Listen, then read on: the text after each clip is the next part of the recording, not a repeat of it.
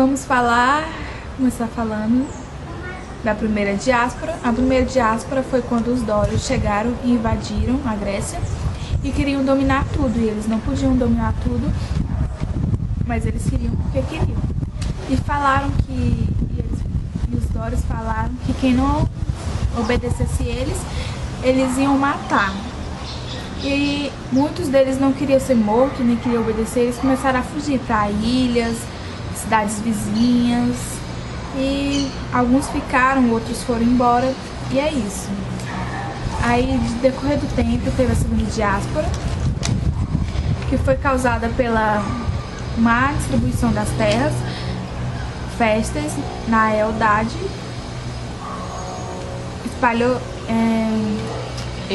espalhou os gregos que buscaram por melhores condições de sobrevivência pela Península Italiana e o Mar Negro. Tá bom? Nós vamos... Para de me olhar assim. Você ainda tá aqui. Tá, vamos lá. Nós vamos... Agora eu vou falar de Atenas e Espartas. Começar para Atenas. Atenas era uma... Porque lá na Grécia eles tinham as cidades-estados. As duas cidades-estados eram de Atenas e tinha a cidade-estado de Esparta. E aí, Atenas, ela era uma sociedade dividida em 3 grupos, com cidadãos. Os cidadãos eram proprietários de terras e tinham seu dinheiro e eram os riquinhos. E também tinha os metecos. Os metecos eram os estrangeiros que iam para a Grécia. E aí os metecos, eles trabalhavam no artesanato e no comércio. E também tinham os escravos. Os escravos podia ser qualquer um. Na Grécia Antiga não tinha essa pala de escravo ser só negro. Os escravos, você podia virar escravo por dívida, tipo, você não pagou, você não tinha dinheiro para pagar uma coisa, você virava escravo. E os escravos, eles não tinham direito político, assim como as mulheres. As mulheres também não tinham direito político.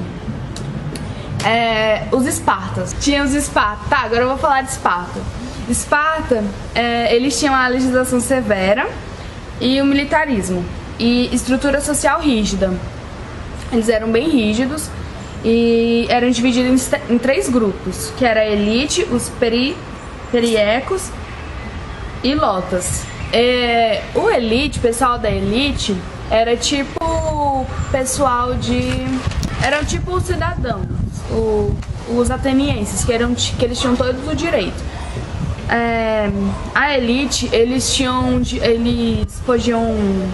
que comandavam esse negócio de religião, a parte da política, e era a elite, tipo a parte superior de tudo dos espartanos.